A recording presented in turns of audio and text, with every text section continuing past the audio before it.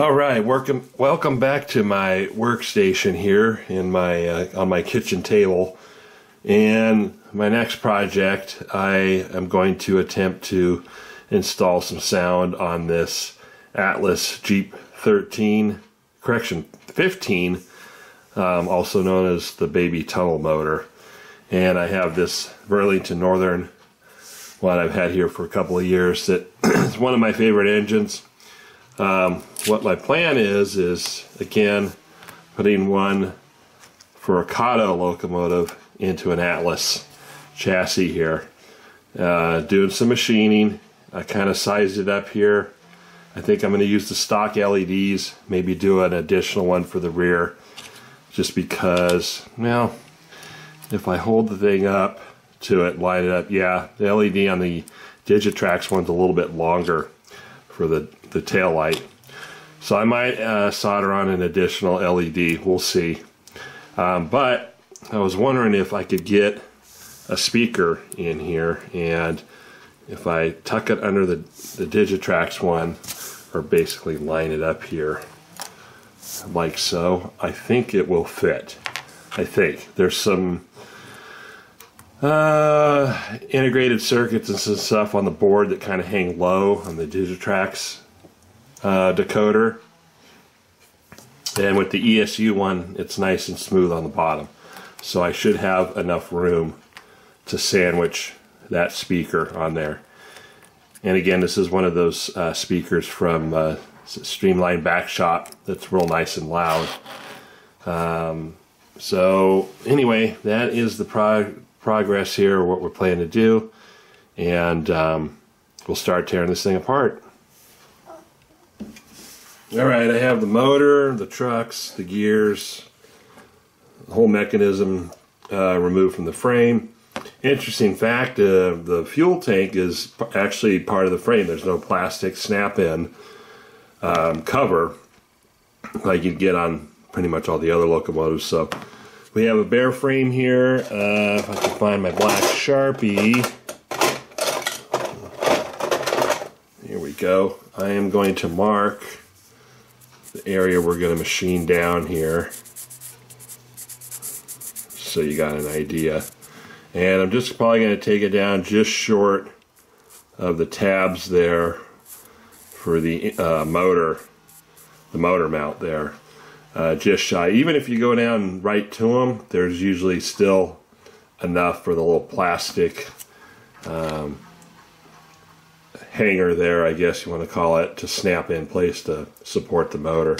So I have all my parts in this in my brush, in a dry empty brush tray here, separate. So the next step is to go set up the Dremel tool in the machine shop, and we'll just shave off a little bit of material there on the top.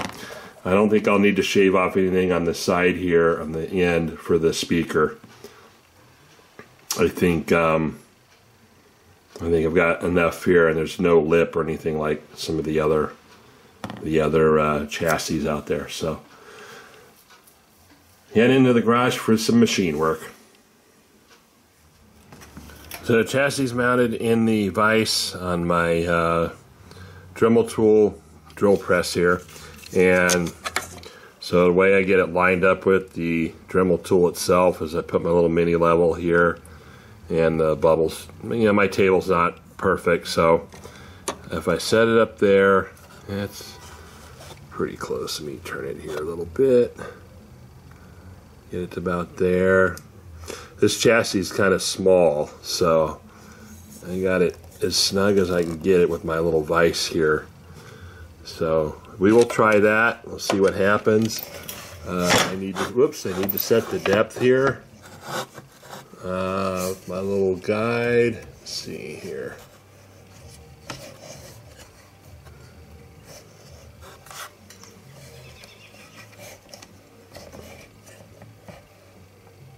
Try about right there. We'll try that. Yeah. About right there. I'm going to ballpark it. I'll change the camera angle here so it's out of my way, and we can start cutting some metal here. Okay, so when running the Dremel tool like this, wear your eye protection. I've actually got some glasses on, and maybe some hearing protection because this thing's kind of loud. So here we go.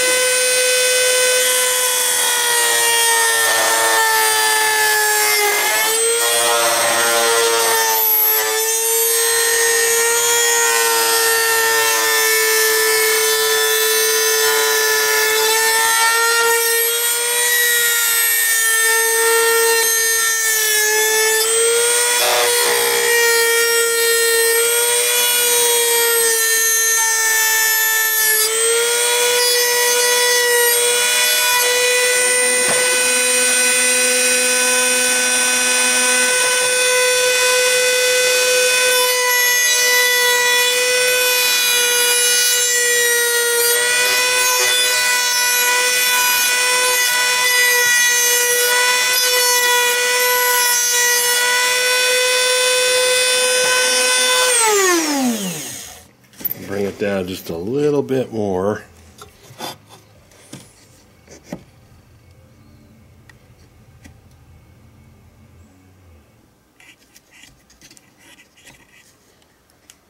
Okay, I'll try that.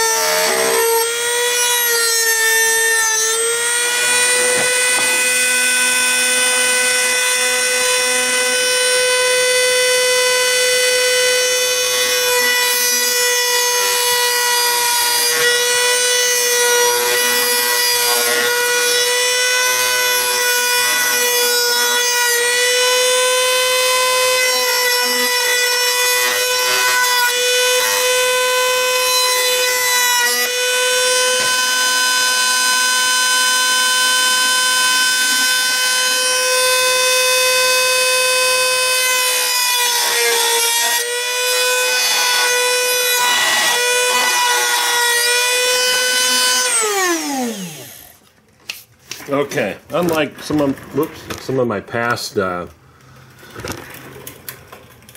doings here, the frame didn't move as much as this one. This one was kind of bouncing around. Now, it doesn't have to be precise because remember, we're just shaving off the top here just so we can allow some room for that circuit board to rest on top. So I'm just, yeah, like I said, kind of doing this the faster way as opposed to like filing it down using the Dremel tool here. So I'm gonna take it off the vise here, break out my files and file down the rough edges here and get it smoothed out, and then we'll set the circuit board on top and see how our speaker fits on there. So let's get this thing cleaned up.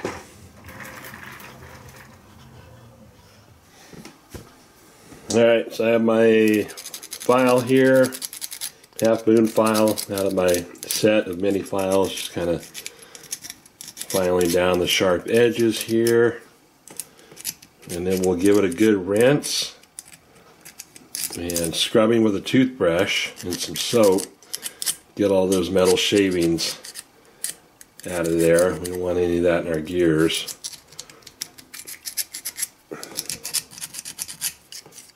There, everything all nice and smooth there.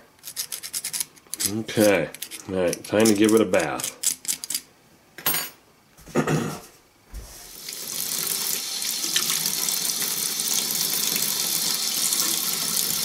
All right, here we go. Get a little bit of soap on the toothbrush.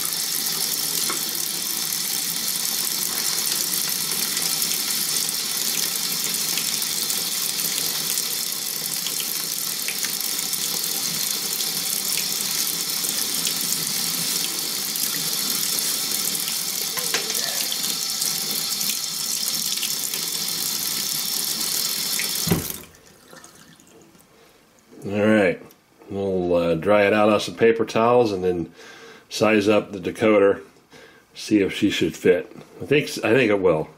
You can see how much I shaved off of there, nice and flat on the top. We're going to tape this one down just like the other ones, and we'll see what happens here. All right,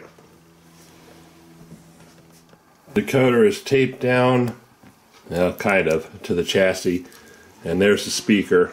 So let's just do a quick test fit here. Hoping I got the right side here lined up. I got the speaker wires here I'm kind of dealing with here. Oh, come on.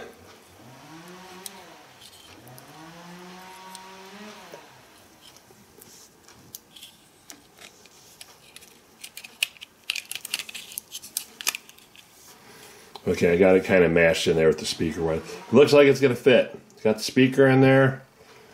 It's going to be a little tight with that rear headlight there. But I think what I may do is I have these micro LEDs here. And like the Union Pacific -8, solder one of those and just feed it back. They've got these really nice thin wires that they're great for tight spaces like this, so I may just do that. I don't know. There's a possibility the LED might shine, but I don't know if it's going to be, it's a little bit of a distance from the actual lens there. But we'll try it. We'll see what happens first. Anyway, so I'm going to start putting this thing back together here, and then get the board kind of taped down securely and fire up the soldering iron, and we'll start doing some soldering here. Alright, here it is all assembled. I have the decoder taped down. Now I need to point out on these, this is a newer Atlas, one of my newer Atlas ones here. If you notice, they don't have the copper pickups anymore. They're going off these tabs here on the trucks. Let me zoom out and get that thing in focus here. That are made contact with the two halves here for the power. So if you notice my red wire here, in order to pick up power, I've got it kind of sandwiched up against the screw to pick up one side. And let me flip it over here for the other side. And again, I'm using these really thin LED wires. The black one is kind of sandwiched in the little insulated hex nut there. Now you need to be careful that it doesn't make contact with the screw, because remember the screw is in contact with the other half. So when I went to program this, I kept getting an error that it was, and it was obviously a short. So before you put these things on the rails and heat them up, make sure that when you're, put on the programmer track first to test it, especially. So ideally, I have a feeling this one would be a lot better with the Atlas version decoder. And if I ever do one of these later on, another one of these baby tunnel motors or another newer one, I may just get the proper board. This did work good. Here's the speaker sandwiched in there right behind. I have not put the shell on yet, so it is programmed. I did a little test fire here, so I'm leaving the stock LEDs on here for now. I'll get the shell on and we'll see what they look like. And I'm also thinking about putting a rotating beacon on this one. I might look up some prototype photos and see if there was one on these, and if so, add that to it on the cab of the shell here. So let's put the shell on and do a little test fire. Shell is on, everything's fitting nice and smooth, no binding or anything like that. So let's fire it up, see what she sounds like.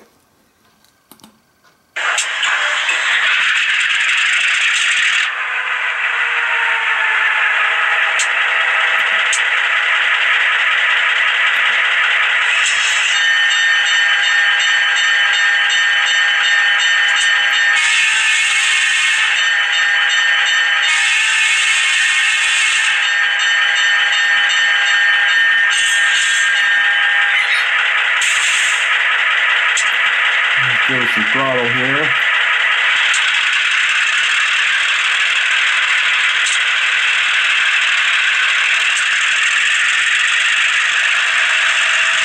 Dimmer program.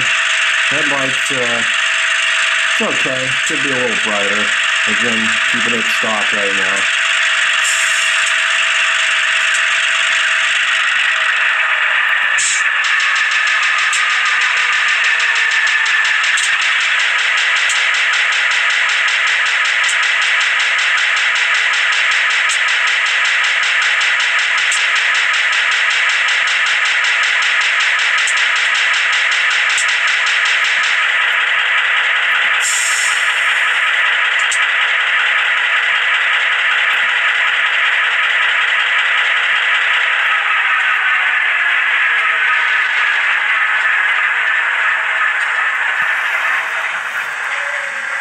Okay, sounding pretty good. I think I'll go throw it on the layout and give her a little run around the lap there.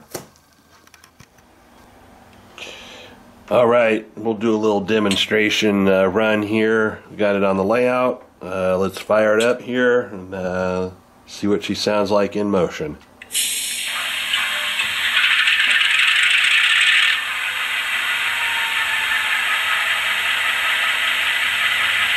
We're just using the stock LEDs here. I also did not install a beacon light, just kind of keeping it simple.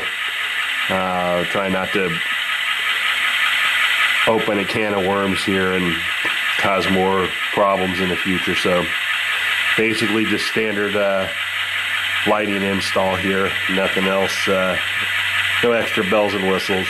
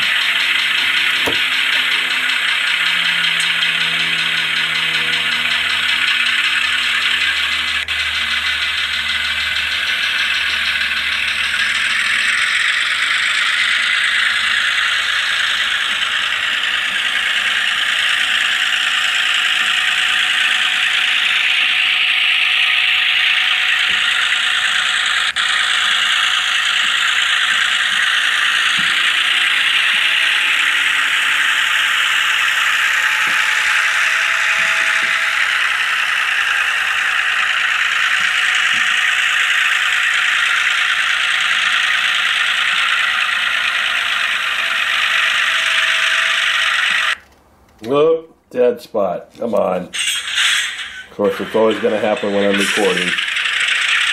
Anyway, there she is, all finished up here.